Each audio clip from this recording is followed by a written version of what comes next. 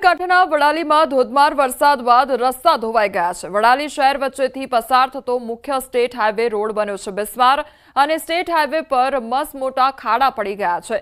ખાડા રાજમાં વાહન ચાલકોને ભારે હાલાકી વેઠવાનો વારો આવ્યો છે। ટુ વ્હીલર ચાલકો ખાડા રાજનો ભોગ બની રહ્યા છે તો સ્ટેટ હાઈવે રોડ પરથી પસાર થતા વાહન ચાલકો સહિત રાહદારીઓ હેરાન પરેશાન થઈ રહ્યા છે।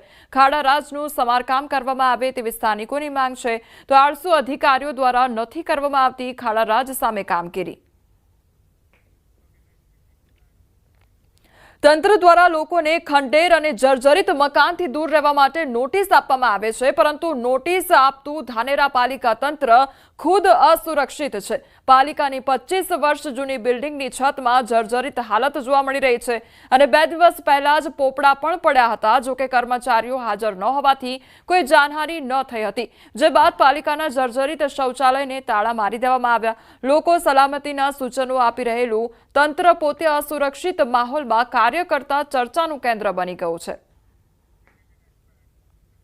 છોટાઉદેપુર જિલ્લાના કવાડ તાલુકાના ગોજારિયા ગામે ચાલતી અલ્પ સાક્ષરતા કન્યા વિદ્યાલય અને મોડેલ સ્કૂલના વિદ્યાર્થીઓને તમામ સુવિધાવાળું અદ્યતન મકાન બનાવવામાં આવ્યું છે। અહીં 5 જેટલી શાળાઓ છે। સરકાર આદિજાતિના બાળકોનું શિક્ષણ સ્તર ઉપર આવે તે માટે કરોડોનો ખર્ચ કરે છે તેથી બાળકોને તેનો પૂરતો લાભ મળે છે કે નહીં તે જોવા ભાજપના તાલુકા પંચાયતના કારોબારી અધ્યક્ષ પિન્ટુ રાઠવાએ અચાનક મુલાકાત લીધી। તેમની મુલાકાત દરમિયાન તેમને ચોંકાવનારા દ્રશ્યો જોયા તો વિદ્યાર્થીઓ માટે બનાવવામાં આવતા ભોજનની સામગ્રીઓ પર એક્સપાયરી ડેટ પણ લખેલી ન હતી। ચોખા અને ગોળ સહિત અનાજના જથ્થાની સામગ્રી શંકાસ્પદ દેખાતા જથ્થા ઉપર એક્સપાયરી ડેટ લખવામાં નહોતી આવી। ચારે તરફ ગંદકીનું સામ્રાજ્ય જોવા મળ્યું તો આ જોઈ કોન્ટ્રાક્ટર અને શિક્ષકોને બોલાવી તેમની પાસેથી આ અંગે જવાબ માંગવામાં આવ્યો। જે એજન્સીને કોન્ટ્રાક્ટ અપાયો છે તે એજન્સી વિશે પણ જાણકારી લીધી। मैंने कंपनी को बोला है, सारी चीज़ के लिए मैंने कंपनी को पहले से इन्फॉर्म कर रखा है मैंने। 2022 का है चावल। हाँ ये है सर, मैं इसको देख रहा हूँ। और आपने बच्चों को और खिला भी दिया पहले? चल रहा था सर, पहले खिलाया था, पहले चल रहा था। कितना खिलाया? कितना थोड़ा गाड़ी आया था? थोड़ा सा ही आया था। ગયા વર્ષે પણ એક્સપાયરી વાળો માલ હતો। જે વસ્તુ જે છોકરાઓ ખાય છે એ બધું એક્સપાયરી વાળું હતું અને તારે પણ અમે વિભાગને સૂચના કરેલી કે આવું વસ્તુ મળે છે તો અમે એ વિભાગે એવું જણાવ્યું કે અમે તાત્કાલિક બદલાવી દઈશું। અને આ વર્ષે પણ આ બધું જેટલું વસ્તુ તમે દેખો છો આ બધું એક્સપાયરીવાળું જ છે। જે ડેટ જ નથી લખેલી કે કયા ડેટમાં બન્યું એ પણ નથી લખ્યું। આ બધું વસ્તુ એજન્સીને જાણ કરીને આ સામાન તાત્કાલિક મોકલાવી દેવામાં આવશે અને એજન્સીને તાત્કાલિક નોટિસ પાઠવવામાં આવશે। પદાધિકારી શ્રીની જે રજૂઆત છે ને જે વિડીયો મેં જોયો અત્યારે જ, તો એમાં જે કોઈ વસ્તુઓ એમને કીધી છે એને અમે તપાસ કરાવશું કે ભાઈ કેટલી ગંદકી છે કે કેમ, બીજો પેકિંગ ડેટ છે કે કેમ એના ઉપર, અને નહીં હશે તો એને તાત્કાલિક ધોરણે એને બદલાઈને જે યોગ્ય મતલબ વગર એક્સપાયરી ડેટના, એક્સપાયરીથી બહુ પહેલાંના જે આઇટમ હશે એવા જ આપણે વાપરવા માટે એને સૂચના આપશું।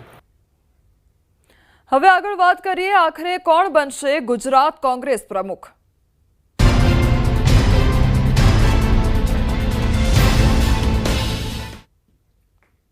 ટૂંક જ સમયમાં મળી શકે છે ગુજરાત કોંગ્રેસ પ્રદેશ પ્રમુખ। કોંગ્રેસ નેતા અમિત ચાવડાનું નિવેદન સામે આવ્યું છે। રાહુલ ગાંધી સાથે મુલાકાત બાદ તેમના દ્વારા આ નિવેદન આપવામાં આવ્યું છે। ગઈકાલે દિલ્હીમાં ગુજરાત કોંગ્રેસ નેતાઓ સાથે રાહુલ ગાંધીએ બેઠક યોજી હતી તો ચાલુ મહિનાના અંતમાં નવનિયુક્ત જિલ્લા પ્રમુખોની 3 દિવસીય તાલીમ યોજાશે। 3 દિવસના ઓરિએન્ટેશન પાર્ટીની આગામી રણનીતિ નક્કી થશે અને આગામી 2.5 વર્ષના આંદોલનાત્મક કાર્યક્રમ પણ નક્કી કરવામાં આવશે। તાલીમ કાર્યક્રમમાં માર્ગદર્શન આપવા માટે રાહુલ ગાંધી પણ હાજર રહી શકે છે। પ્રદેશ કોંગ્રેસ સમિતિના પ્રમુખ તરીકે પણ કોંગ્રેસના વરિષ્ઠ આગેવાનો સાથે ગઈકાલે હાઈકમાન્ડ દ્વારા આદરણીય રાહુલજી દ્વારા, કેસી વેણુગોપાલજી દ્વારા વિસ્તૃત રીતે ચર્ચા કરવામાં આવી છે। હું માનું છું કે આવનારા થોડા દિવસોમાં એ બાબતનો નિર્ણય પણ ઝડપથી થશે।